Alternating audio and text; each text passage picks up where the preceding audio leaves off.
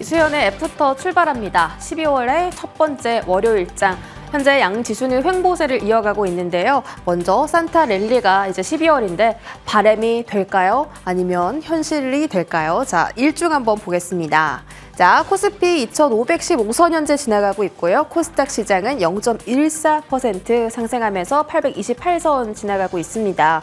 자, 12월 달에 산타가 다 찾아올 거라고 기대를 많이 하고 계시는데 아직까지는 그 힘을 조금 모아가는 분위기가 연출이 되고 있습니다. 오늘 장중 2,524포인트까지 올랐다가 현재 장중에 조금 빠졌고 다시 다행히 좀 위로 올라온 모습 나오고 있고요. 외인 기관의 동반 수급이 확인되고 있습니다. 외국인 기관이 그 매수 규모를 오후장 갈수록 조금씩 더 키워나가는 것도 확인되고 있고요. 자, 코스닥 시장도 보시면 코스닥은 오늘 장 초반에 정말 강한 힘을 보였습니다. 837선까지 2차 전지의 힘으로 올랐다가 현재는 횡보하다가 계속 조금 지지부진한 흐름이 아직까지는 이어지고 있습니다.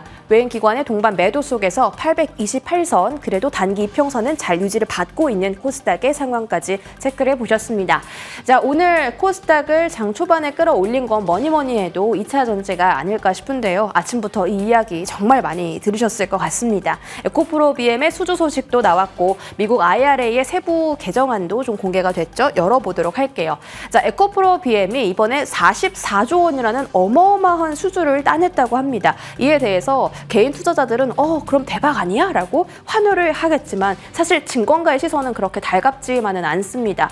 2024년부터 2028년에 에코프로 BM의 매출 추정치가 100조 원 정도 되는데 아직 그 100조 원을 채우려면 한 50조 원 규모를 더 따내야 되기 때문에 이거 44조 원 이번에 계약 체결했다고 해서 이게 실적 추정치를 상향할 만한 재료는 아니다라고 보고 있는 상황이고요. 그래도 다행인 것은 이번 수주에 대해서 이 개런티 비율이 보통 한 80에서 120% 정도 되는데 90% 이상 추정을 하고 있습니다. 그래서 경쟁사 대비해서 중장기적으로 조금 멀리 봤을 때 실적 안정성은 조금 더 나아질 수 있겠다라는 평가가 있습니다. 2024년도에도 매출과 영업이익은 올해 대비 조금 더 점프를 할 전망이고요. EV향, 전동 공구향 수요 회복되고 판매량이 조금씩 늘 거다. 다만 양극재 판매 단가는 올해 대비해서 20% 정도 추가적으로 하락이 발생할 예정입니다. 그 부분은 메탈 가격 하향 안정화가 된다면 비용 절감하는 측면이 있기 때문에 이쪽에서는 수익성 개선할 수도 있겠다라는 평가고요. 증권가의 시선은 아직까지 어둡습니다. 그리고 공통적으로 높은 밸류에이션 계속 이야기 나오고 있는데 이렇게 44조 잭팟을 터뜨렸음에도 불구하고 유진투자증권과 대신증권 밸류에이션 부담이 있다라고 말을 하죠. 다만 대신증권 쪽에서는 이 부담이 완화된다면 투자가 가능할 수도 있겠다라고 덧붙이기도 했습니다. 자, 오늘 또 특히 강한 쪽이 분리막 쪽입니다. SKI테크놀로지가 분리막의 대장주로 분류가 되고 있죠. 3분기 실적도 컨센서스 부합하면서 괜찮았고 올해 4분기 실적은 올해 처음으로 흑자 전환에 성공할 전망이라고 합니다.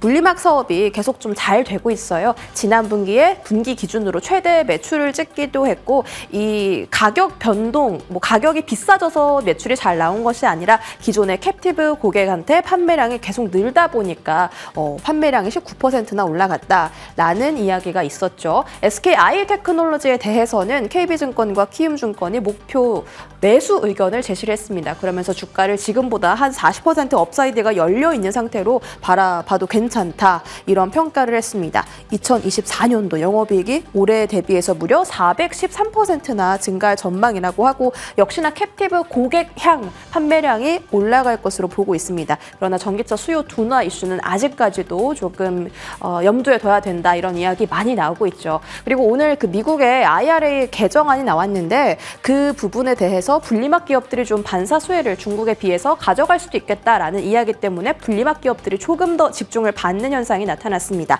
다음 화면 볼게요. 자, IRA 세부 규정안이 발표가 됐는데 중국의 지분 25%가 넘으면 전기차 보조금을 제외시켜버리겠다라고 이야기가 나왔습니다. 그래서 국내 기업과 중국 기업들이 조금 어떻게 좀 공급망을 수정해야 될지 그런 수정이 불가피하게 됐다라는 이야기고요. 25%를 사실 이하로 지분을 가진 기업은 거의 없습니다. 한 SK온이나 에코프로 정도 추정치고요. 이것도 가장 좀 큰 타격을 받는 게 49%나 가지고 있는 LG화학 그리고 포스코 퓨처엠도 80, 포스코 홀딩스 40% 많은 지분을 가지고 있기 때문에 이 중국 지분을 어떻게 정리를 하고 우리가 보조금을 더 따올 수 있는지 그 부분에 대해서 추후의 이슈도 계속해서 체크해 보심이 필요하겠습니다. 이 전기차 보조금이 왜 중요하냐면 판매가 안 되기 때문입니다. 다음 화면 보시면 국내에서도 보조금을 받기 위해서 해외 기업들이 전기차 가격을 낮추는 그런 형태가 이어지고 있습니다. 국내에서 전기차 5,700만 원 이하는 보조금을 100% 다 받아갈 수 있고 8,500만 원 미만은 보조금의 절반만 주기 때문에